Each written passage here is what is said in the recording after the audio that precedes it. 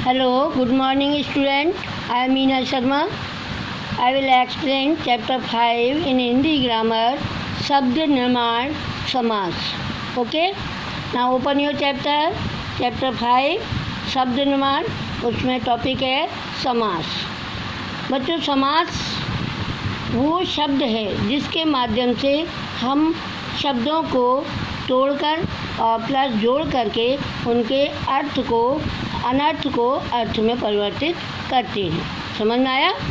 और यहाँ पर भी हम उसी समास से संबंधित उसके बारे में पढ़ेंगे. ओके.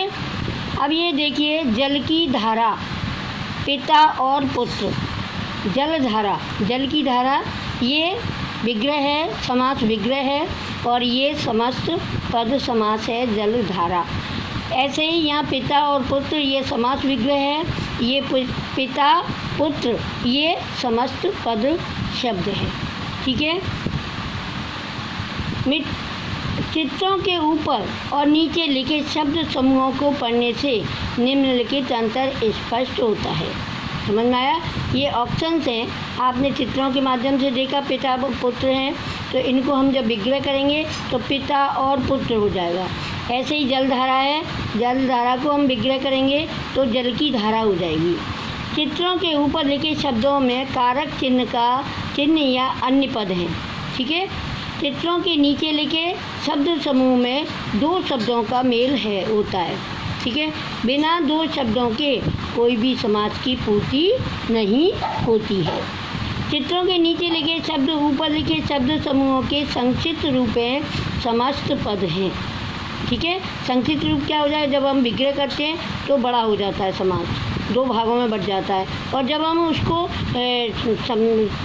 संक्षिप्त में करते हैं तो वो समस्त मतलब एक रूप हो जाता है. जिस विधि से समस्त पद या सामासिक पद बनाए जाते हैं उसे समास कहते हैं. समझ में आया? समस्त पद से या सामासिक शब्द बनाए जाते हैं उसे समास कहते हैं. ठीक है. इसी तरह से आप देख रहे हैं कि जब आपस में संबंध रखने वाले दो या दो से अधिक पदों के मेल को हम क्या कहते हैं? समास कहते हैं.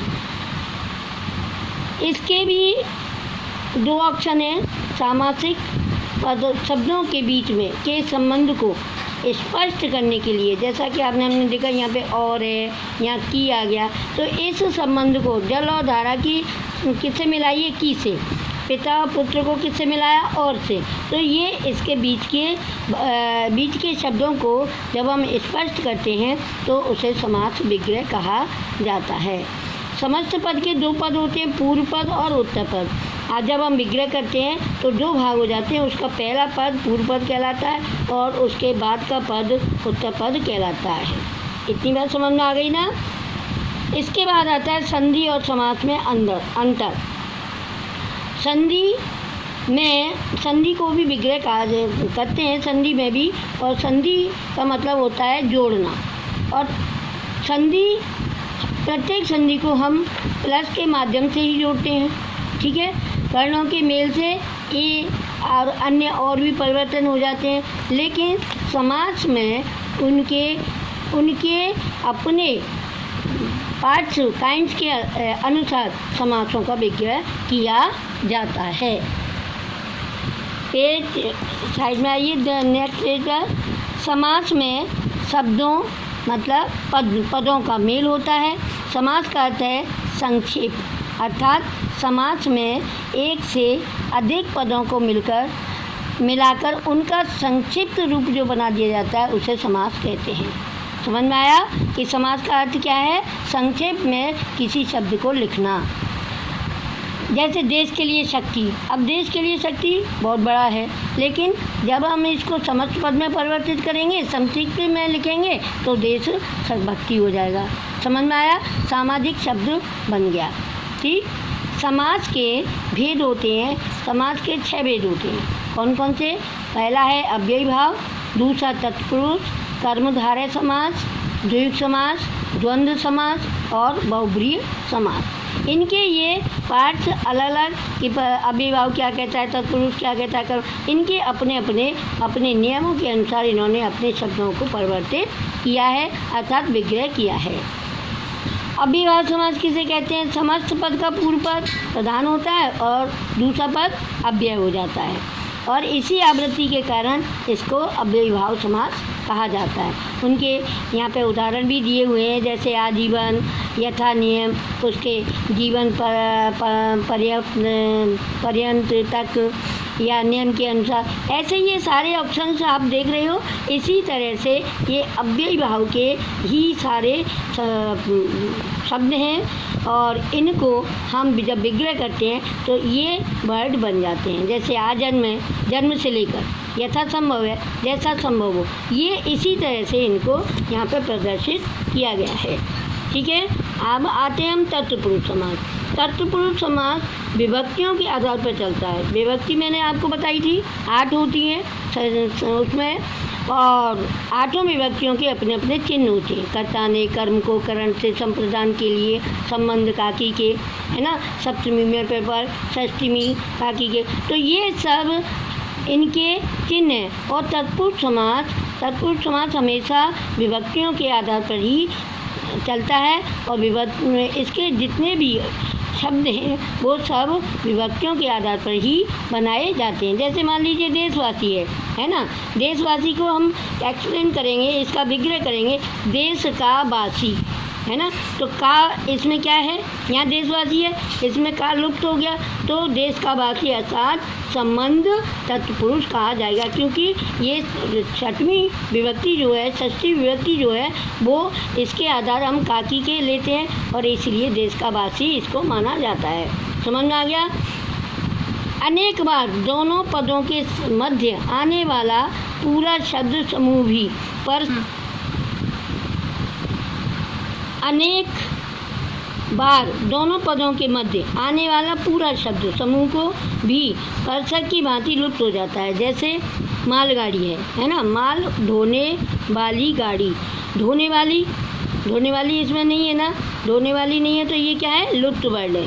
इस तरह से परसर्ग, कुछ शब्द ऐसे होते हैं जो परसर्ग हो जाते हैं। पेज बदलिए, पेज नंबर 38।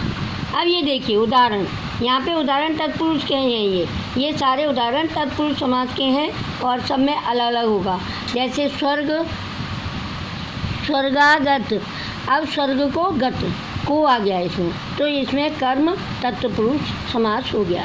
इसी तरह से ये सारी विभक्तियाँ जो आप देख रहे हो बीच में, ये विभक्तियों के आधार पर ही इनका विग्रह, इन शब्दों का विग्रह किया गया है, जिसको देख करके इस चिन्हों के आधार पर हम ये पहचान कर सकते हैं कि ये तत्पुरुष समास है। ओके, नाउ थर्ड नंबर है कर्मधारय समास। क्या है? कर्मधारय समास। जिस समस्त पद का पूर्व पद विशेषण तथा उत्तर पद विशेष होता है उसे कर्मधारय कहते हैं। जब जैसे कि हम किसी शब्द को नीलकमल ले लीजिए, मान लीजिए, और नीलकमल में नील क्या है, विशेषण है, और कमल क्या है, विशेष्य है ना, तो ये कर्मधारय ये कहते हैं। कर्मधारय के अनुसार हम नीलकमल, नीला है जो कमल फूल, कमल का फूल तो आप जानते ही हैं, नेशनल फ्लावर है, और इसके अनुसार इसकी विशेषता नीला है। समझ में आ गया? ऐसे ही महाराजा है, कृष्ण सर्प है, इन सबको हम कर्मधारय का रूप देते हैं, क्योंकि इनमें हमें उसके विशेषण और विशेष्य दोनों का ही समावेश होता है, और दोनों को ही हमें अलग पहचान करके ही हम ये बोल सकते हैं, हम ये बता सकते हैं कि अमुक शब्द कर्मधारय समास का ही है। आगे देखिए पेज नंबर 39। अब मैंने अभी आपको पीछे बताए थे कि पद 2 होते हैं, पूर्व पद और उत्तर पद। अब उसमें उपमेय और उपमान ये अलंकार होते हैं, ठीक है। उपमेय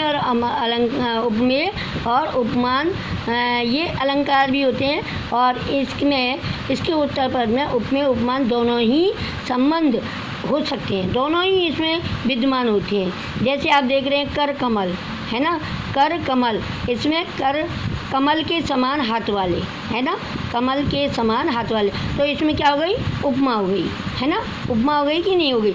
इसी तरह से और भी ये जो शब्द हैं, मुख चंद्र, मुख रूपी चंद्रमा, ये उपमान हो गया, है ना।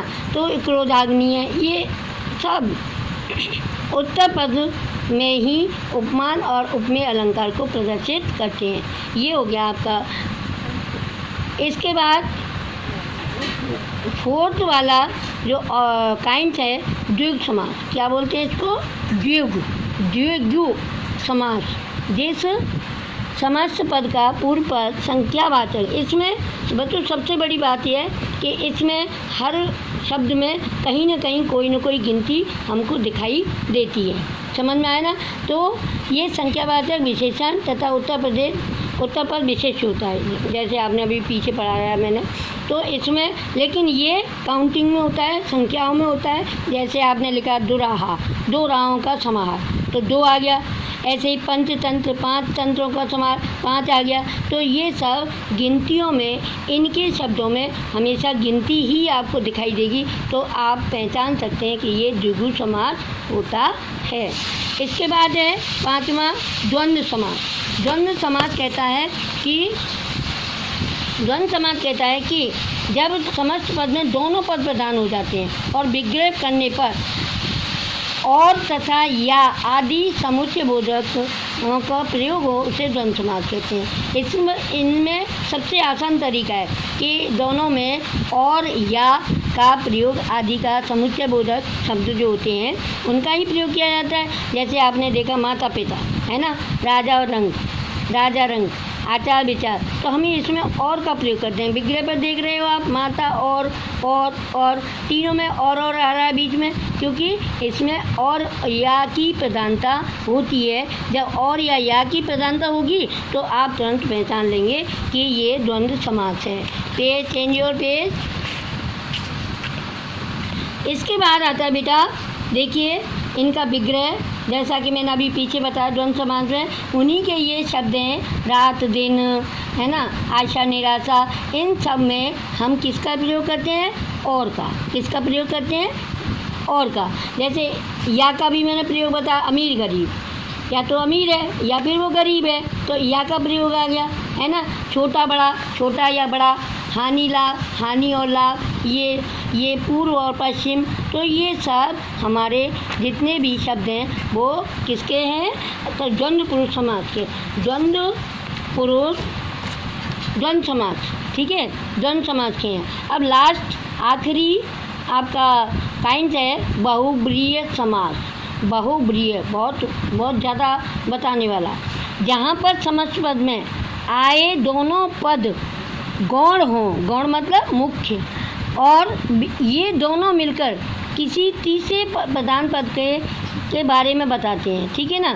दोनों पद कैसे होते हैं, मुख्य होते हैं, लेकिन वो बताता किसी तीसरे के बारे में, तब वहाँ पर वो बहुब्रीहि समास होता है।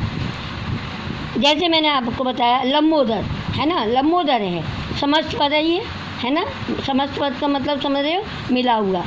अब इसका एक्सप्लेन जब हम करेंगे, विग्रह करेंगे, तो हो जाएगा लंबा है उधर जिसका, अर्थात गणेश जी। समझ में आया।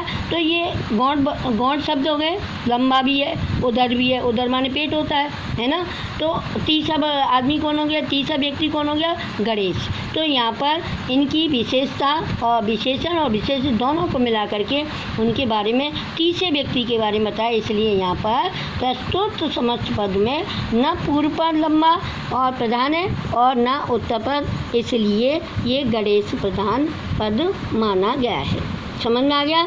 इसके ये ऑप्शन हैं सारे, नीलकंठ है, विशुधर है, त्रिलोचन है, गजानन है, चक्रधर है, चतुरानन है, ये सब हैं। और इनका एक्सप्लेन हम इसी तरह से करते हैं। नीला है कंठ, जैसे नीलकंठ है, नीला है कंठ जिसका, अर्थात कौन है, शिव, है ना। ऐसे ही विशुधर है, विष को धारण करने वाले कौन है, शिव है। त्रिलोचन है, 3 नेत्र रखने वाले कौन है, वो भी शिव ही है। तो ये सारे ऑप्शन जितने भी देख रहे हैं वो बहुब्रीहि समास को संबोधित करते हैं। ओके, समझ में आया कि नहीं आया। क्योंकि इसमें दोनों लोगों के अलावा, 2 विशेष आदमियों के अलावा तीसरे व्यक्ति के बारे में जानकारी दी जाती है, इसलिए इसको बहुब्रीहि समास कहा जाता है। ओके, नेक्स्ट आप आइए पेज नंबर 41 पर। देखिए, कुछ समस्त पद ऐसे भी होते हैं जो बहुब्री और कर्मधारय तथा बहुब्री और द्विगु दोनों समास भेदों के में समान रूप से पाए जाते हैं, इसलिए इनका अंतर समझने के लिए इनके विग्रह पर हमें ध्यान देगा होना। अब आप इसमें सब मिक्स हैं, सारे मिले हुए हैं। जैसे नीलकंठ है, अभी मैंने बताया कर्मधारय है। पीताम्बर है, पीला है अंबर, कर्मधारय है, और ये बहुब्रीय भी हो जाता है। ये कर्मधारय भी है और बहुब्रीय भी है, क्योंकि नीलाकंठ किसका है? शिव जी का। तो यदि हम शिव लिख देंगे तो बहुब्रीय हो जाएगा। नीलकंठ है जो कंठ, वो कर्मधारय हो जाएगा, क्योंकि इसमें कर्म को दिखाया है, इसको दर्शाया गया है। ऐसे ही ये सारे ऑप्शन है, महात्मा, त्रिनेत्र, चतुर्मुख, ये सब द्विगु समास है, बहुब्रीय समास है, द्विगु समास है। इनकी डेफिनेशन, इनके प्रभाव के अनुसार, इनके कथनानुसार हम इन शब्दों का विग्रह करते हैं। ओके। सी और अभ्यास प्रश्न। अब ये आपके अभ्यास प्रश्न है। क्या है ये? अभ्यास प्रश्न। आप अपनी नोटबुक में टिक लगा लीजिए, जैसा मैंने यहाँ पे सॉल्व कर रखा है, यहाँ पे मैंने हल कर दिया है हर क्वेश्चन को। अब पहला क्वेश्चन है, समास के कितने भेद हैं, उनके नाम लिखिए। समास के कितने हैं? 6 भेद होते हैं। टिक लगा दीजिए। निम्नलिखित समस्त पदों का विग्रह कर समास भेद बताइए। जैसा मैंने ये लिखा हुआ है, उद्योगपति, आजन, तो उनका ये विग्रह किया हुआ है और ये उनके नाम हैं। ठीक है। नीचे लिखे शब्दों को उनके समाज के अनुसार छांटकर सही शीर्षक के सामने लिखा है। ये समाज के नाम दिए हुए हैं, ये बॉक्स में शब्द दे रखे हैं और इनका आपको ठीक रूप से प्रयोग करके इनके आगे लिखना है। जैसा कि मैंने, आप अपनी बुक को फिल अवश्य करें ताकि आपको लर्न करने में कोई व्यवधान ना हो। Change your page. अब यहाँ पर आता है क्वेश्चन नंबर 4। निम्नलिखित वाक्यों में से रंगीन पदों का विग्रह करके पुनः लिखना है। आप देख रहे हैं ये रंगीन पद हैं, इनको हमें विग्रह करना है जैसा मैंने यहाँ पे विग्रह करके लिखा है, और आपको भी इसी तरह से अपनी नोटबुक में फिल करना है। ओके। Question number 5। रंगीन पदों के समस्त पद। अब आपने देखा यहाँ पे विग्रह हुआ, यहाँ उनको जॉइंट किया। जॉइंट का मतलब, समस्त का मतलब है मिला करके लिखा। तो जो अलग अलग लिखे हुए हैं उनको मिला करके इनको ही दोबारा पुनः लिखा गया है। मैंने यहाँ पे ये फिल किया हुआ है। आप भी अपनी बुक में, अपनी बुक में क्वेश्चन के अनुसार फिल करें। नेक्स्ट है क्वेश्चन नंबर 6। निम्नलिखित वाक्यों के लिए उचित विकल्प चुनकर रिक्त स्थान भरिए। ठीक है, ये आपके क्वेश्चन है और फिलअप है, और इनमें राइट ऑप्शन पर आपको निशान लगाना है और इसको ऊपर वाली पंक्ति को फिल करना है। ओके। पहला है आपबीती, दूसरा है उतार चढ़ाव, यथाशक्ति का सही विग्रह शक्ति के अनुसार, नवग्रह के समास का उदाहरण है द्विगु समास का, और वनवास में कौन सा समास है? तत्पुरुष। समझ में आ गया? ये आपका हो गया एक्सरसाइज वर्क। आफ्टर दैट आपका अब आता है प्रश्न उत्तर। प्रश्न उत्तर को आप नोटबुक में, मैं आपको नोटबुक में से करा रही हूँ, ये आप अपनी नोटबुक में लिखेंगे कि चैप्टर नंबर 5 समास। पहला क्वेश्चन है, समास किसे कहते हैं? उदाहरण सहित स्पष्ट कीजिए। ठीक है। अब ये इसका आंसर ये आ गया। समास के कितने भेद होते हैं, नाम लिखिए। ये लिखा हुआ है, इसको नोट करिए। समास विग्रह किसे कहते हैं? इसका आपको मैंने बता दिया यहाँ पर कि समास, ये इसको भी नोट करिए। समस्त पद के कितने भेद होते हैं? समस्त पद के 2 भेद होते हैं, पूर्व पद और उत्तर पद, जैसा कि मैंने अभी आपको पिछले भाग में समझाया था। उसको अब आपको सारे ही जितने भी बुक एक्सरसाइज वर्क और क्वेश्चन आंसर हैं वो सभी आपको बुक में फिल करने हैं, और ये क्वेश्चन आंसर आपको अपनी नोटबुक में करना है ताकि आप लर्न कर सको। Okay, thank you, good luck.